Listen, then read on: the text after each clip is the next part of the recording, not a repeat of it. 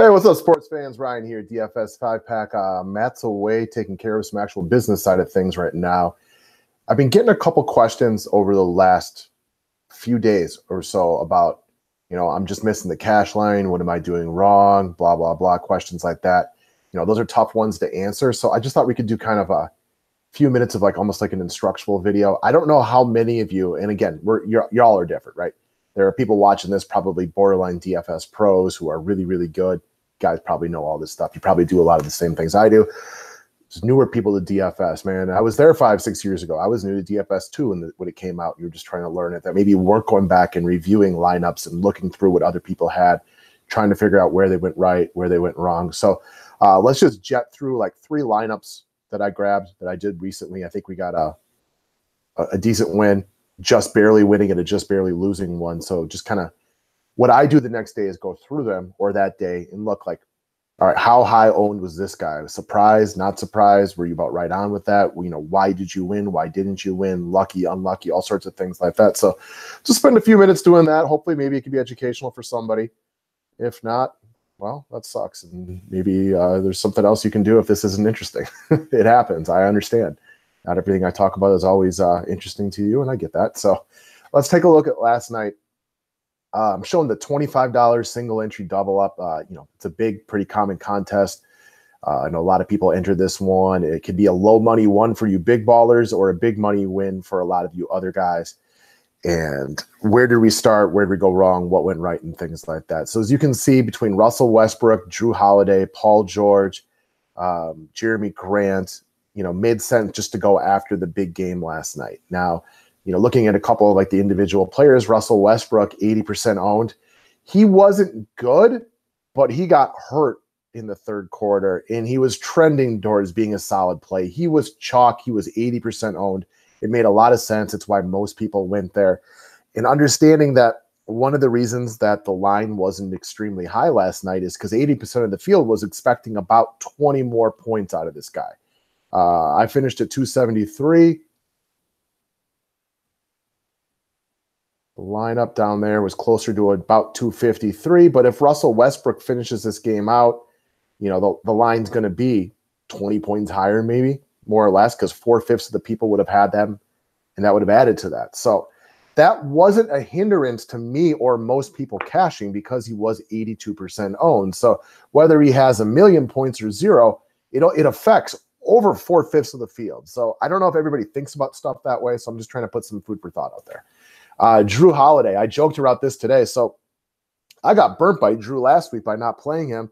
So I finally buy in because this game was such a prime game for DFS points, and he was only 10% owned. So interesting to me that he was lower owned. I'm thinking a big part of this was a lot of people pivoted over to, let's see here. I know he's around here somewhere. Let me find him. Victor Oladipo, who pulled a bunch of the areas. Oladipo was 44% owned. I can only guess that people were game log watching there and looking at the 58 and 50. He'd been really good in back-to-back games. So I'm assuming that's why he pulled ownership off of Drew Holiday.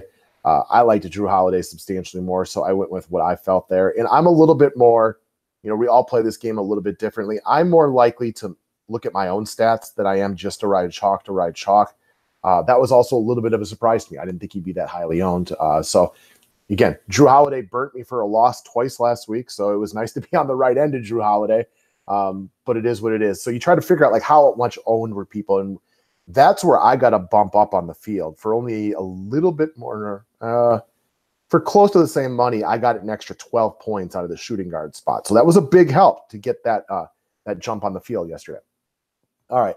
I played around with a bunch of these guys because there was a bunch of small forwards I liked. I liked Nikola Mirotic. I liked Jimmy Butler. But ultimately, I played around with this lineup a lot. And it wasn't that I settled on Paul George. It was that I had the money, so I paid for him. He was having a nice game. He wasn't really negatively or positively influenced by the Russell Westbrook being lost. So I don't think, personally, I watched that whole game. Based on what I saw beforehand, I don't really think it helped or hurt him. I just think it was. So Paul George was good. A lot of people went Aaron Gordon right there. He was real popular. George was better, but he was also more expensive. So Gordon might have actually been a touch better from a ratio standpoint. I didn't actually go back and crunch the numbers. So Paul George's 52 was nice, but I think Aaron Gordon worked out very similar from a ratio perspective. Didn't really gain or lose much right there. A big help to win, and I know this helped a bunch of our customers win yesterday, was going with Taj Gibson in the late game. Taj has been a really productive and solid DFS player. And it was just one of those picks I generally didn't really care if he was going to be high-owned or low-owned. I knew that they were going to need the big bodies in there to deal with Boban, and I figured he played good minutes. He's been really solid, and he's played bigger minutes in games and have been competitive. We expected this game to be competitive, and it was, and he had a good game. So that was a big help for us. Then we rode chalk with Boban. Boban made a lot of sense. He got into foul trouble. He wasn't great, but he was good for his price tag. So again, rode some chalk right there. Jeremy Grant was another pretty popular play at 30%. He was very, very good. We were just big on the New Orleans OKC game, and then rode the chalk with Bam Adebayo as well. The pick that was bad for me was Darren Collison. I was playing around, like I had Russell Westbrook, Jeremy Grant, Taj, Boban, and Bam pretty well solidified. And then I had to play around with the small forward position. A couple times I even tried pulling Drew Holiday out of there, but ultimately just got stuck because I wanted some New Orleans exposure. And as you can see, it was a pretty decent night. And why did we end up ahead of guys? A lot of it just came down to Taj Gibson more than anything, and Drew Holiday over Victor Oladipo. Again, if Oladipo balls yesterday and Drew Holiday doesn't, I'm probably a big fat loser on this one. So I think understanding the why you cashed and why you didn't will help you make decisions going forward. You don't always have to ride chalk just to ride chalk. You know, sometimes it works out well, like with Taj. Other times, you know, Darren Collison wasn't a guy that I liked a lot, but it worked with these other 7 guys, and I talked myself into it just based on his game log. He had his worst game. He did not play well. Well, right down there with his worst game, and just one where you just know that you were wrong on it. So that's that. Next up, let's talk about a really close one right here. So this is from Sunday. And when I mean close, I mean about as close as you could be. This is the $50 single entry double up. Another one I'm sure a bunch of you guys play in. You know, what went wrong and what went right in hindsight and everything like that. And when I tell you this one came down to the last play, this thing came down to the very last play of the day. So where did we start on this one? We looked at quarterback. I liked Cam, Fitz, Breeze, Goff, and Mahomes. All the chalk guys, all the popular guys. And then it came down to Cam and Goff. I knew would be the most popular based on Matt's research into ownership percentage. I liked Cam a little bit better. I figured he'd be a little bit more popular against that bad Tampa Bay defense. On the flip side, Goff ended up being the better play. Cam got snake bitten a little bit by a fullback rushing touchdown and then a long end around touchdown. Obviously, they put up 42 points. So Cam overall made sense. Just that sometimes people score in unique ways. You can't control that. It's just a shitty part of the game. But I was really big on Carolina scoring a lot of points because Tampa Bay is terrible. So I started out with Cam Newton, Christian McCaffrey, and the chalky DJ Moore. McCaffrey was awesome. He did everything that we wanted him to. Cam was a bit of a letdown. DJ Moore was a bit of a letdown. But again, Carolina scored in some funky ways. Now, I felt really good early in the day because Hunt balled, McCaffrey balled, and I didn't think Cam would kill you. O.J. Howard had a couple of touchdowns.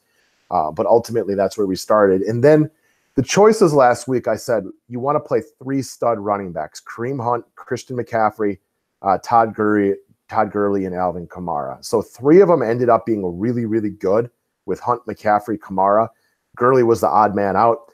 In hindsight, it had been freaking great to go with Alvin Kamara, and I could have bumped up to the Bears defense. But I talked myself into Gurley, which ultimately was the wrong mistake, or all mistakes are wrong, which is ultimately a big mistake.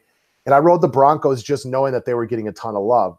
A little gun shy after losing the week before, so I rode a little bit more chalk than I usually do. And that's where I came up with the Broncos. I didn't really love them, but you know what? I wanted a cheap defense because I wanted running backs. And ultimately, the 5 points won't kill you. And that was kind of the general idea going in, is that I didn't really love the Broncos, but I'm going to ride chalk here. And if they pick 6 it, I don't want to be on the wrong half of it. And sometimes just riding the chalk on defense is the easy way to go. So that's where we settled right here. So moving on down the list, again, Kareem Hunt at close to 50% ownership. It was a smash spot against Cleveland. Cleveland ranks in the bottom against, every statistical run category. There's a reason almost half the people had him. McCaffrey, I was a little bit different on right there. He was lower owned than Kamara. He was just as good. Gurley was the one that didn't work that you kind of wish you could have pivoted off of. So we also rode the chalky Sutton, and I talked about this one all week long either. We knew Sutton would be supreme chalk. I didn't really love Sutton, but I also knew he was going to have major ownership, and he was so low risk at 3,900 that those guys are tough to get away from.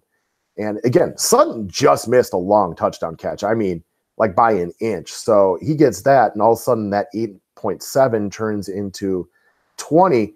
And if you don't have him, you're playing from behind, and it's a major, major struggle. So sometimes cheap chalk is just an easy plug and play. We call it a free square or a free space. And even though Sutton didn't end up being great, you know what? This game wasn't tight for me because Sutton was the downfall.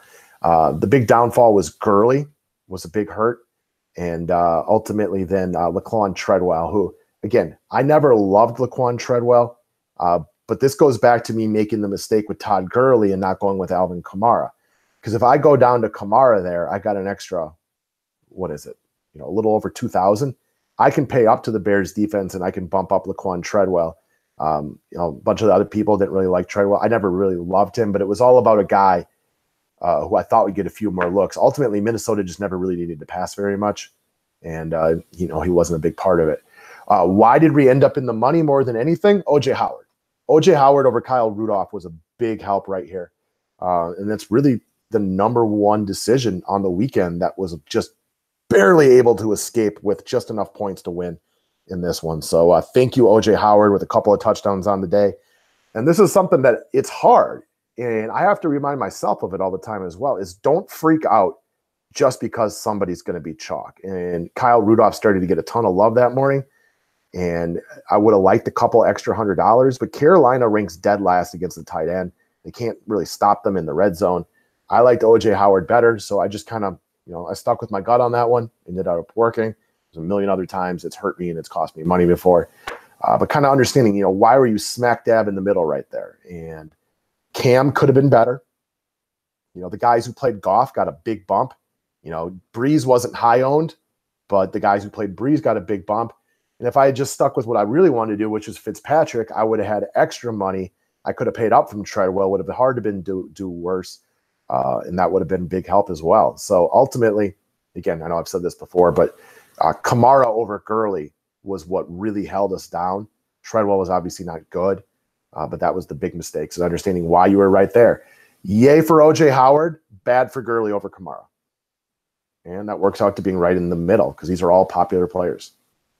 All right, Saturday night, I bartend once or twice a week just to get the hell out of the house. Working at home can be really, really uneventful. So I started doing that in the summer, and even though they're not busy anymore, I still do that once in a while. So I didn't get to play for much on Saturday night because I had to leave about 2 hours before lock. I'm never going to risk much. Not that I'm a big money player to begin with, but I'm never going to risk much on a slate where I can't be around for late game adjustments. So for me, this one was really simple. Miami was shorthanded, and they were going up against one of the prime DFS targets in the industry, which is the Atlanta Hawks. So Tyler Johnson, Josh Richardson, Justice Winslow, Dwayne Wade, and Hassan Whiteside. I'm pretty sure Whiteside got hurt in that game. Like I never saw a report that said he was hurt, but he didn't play late. At first, when I didn't see any kind of tag on him, I thought that maybe he was just pulled for the fact they wanted to go small ball. But now I'm starting to think he was injured because they kept Bam in there for a good portion of it. Who really knows, though? I could be dead wrong on that one. So I was just super deep into Miami. As you can see, most of those guys, Tyler J., you know, Winslow, very, very popular. Dwayne Wade wasn't as popular, but he ultimately did a really, really good job for his price tag.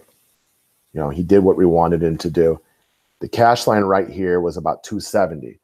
And people have been asking me this year because the cash line's been up from the 250 mark a lot. It's slightly a byproduct of pricing, not catching up to the new run and gun style of the NBA. And also, we've had a lot of chalk go off. And when chalk goes off, that's when the cash line goes up. So right away, you know, why is the cash line extra high? Well, most of this, it wasn't because everybody went off. You had Justice Winslow at 4,500, which comes out to 22.5 points. Go for 25 points over value. So you see the cash line at 270 right there. I mean, Justice Winslow basically did that on his own. So all of your other players still only really need to average out to 5 times buy-in. It was just the one guy who pushed him over. And that is the case a lot. And that is something I think if you take anything out of this video, that is the number one thing to look for. So people will start saying, well, the cash line is going to be 280. So you need your players to get you, closer to 6 times buy-in. That's not the case. I study this stuff all day long. It's normally not that all of your players still need to evaluate at a ratio of 6 times. It's oftentimes 1, sometimes 2 guys who go way over value at high ownership that push the cash line out there. For example, Tyler Johnson at 56% owned, he was 4K. He got 7 times buy-in. So Winslow and Johnson alone pumped it way up there, just the two of them by themselves. You didn't even need 5 times buy-in from your other guys, knowing that you had those two in your back pocket to get to that cash line of about 270. So I failed mostly because of 2 guys on Saturday night. I had some good performances from the Miami guys, but Whiteside, whether that was an injury or just being wrong, I still haven't figured it out. I haven't really looked into it too much. And just being dead wrong on DeMar DeRozan. I target the Pelicans almost every slate that they're on because, well, people just score really well against them. DeMar DeRozan did not. He played big minutes. He just didn't play well DFS-wise. He had his points, but the rebounds were low. The assists were low. No blocks, no steals. It was just a bad pick.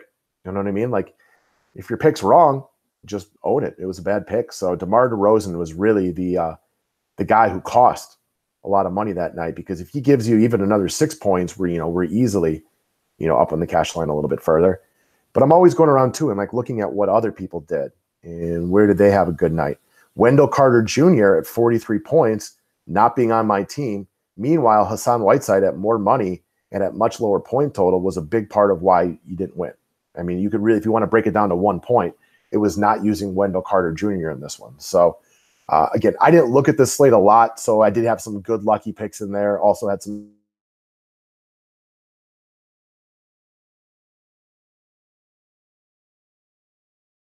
myself on that one.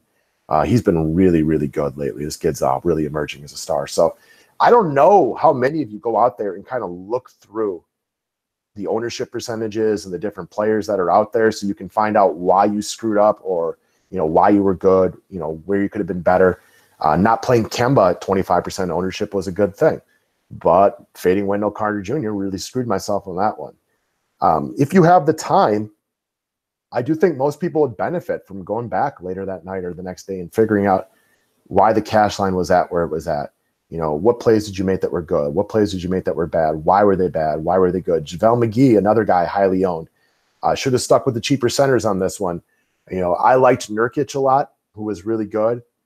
Matt liked McGee a lot. I kind of liked Whiteside. Should have stuck with Matt's JaVale McGee pick, and Nurkic could have paid up from Evan Turner, who also sucked and could have won easily. But again, you gotta own it when you're wrong, and I was wrong, and that's why I didn't get my money back on this one. So just some quick thoughts. I've been getting a lot of questions on it lately, so I thought I'd do a little rant. Hopefully it helps a few people understand, or if anything, go back and look at your lineups when you're done with them and look at those ownership percentages. Were guys higher owned than you expected?